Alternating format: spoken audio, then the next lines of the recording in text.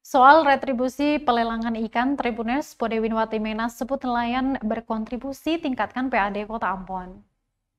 Penjabat Wali Kota Ambon, Podewinwati Menas mengatakan, rencana penarikan retribusi di tempat pelelangan ikan Arumbai untuk meningkatkan pendapatan asli daerah.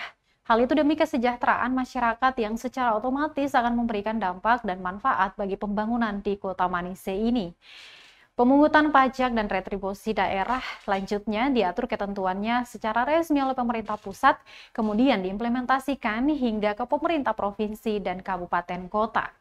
Dengan ini, sehingga harus dioptimalkan karena menurut dia ada tanggung jawab pemerintah untuk melaksanakan penyelenggaraan pemerintahan dan melaksanakan pembangunan serta pelayanan publik bagi masyarakat di Kota Ambon. Saat ini Tribuners ada beberapa sumber pendapatan yang hilang dan beralih kewenangannya ke pusat maupun provinsi, sehingga Pemkot Ambon berupaya memanfaatkan sumber pajak dan retribusi lainnya, salah satunya dari pasar Arumbai ini. Diakuinya kebijakan penarikan retribusi ini adalah sesuatu yang dilematis karena di satu sisi pemerintah harus memenuhi tanggung jawab untuk pelaksanaan pembangunan melalui pungutan PAD. Namun di sisi lain pemerintah daerah diperhadapkan dengan masyarakatnya sendiri.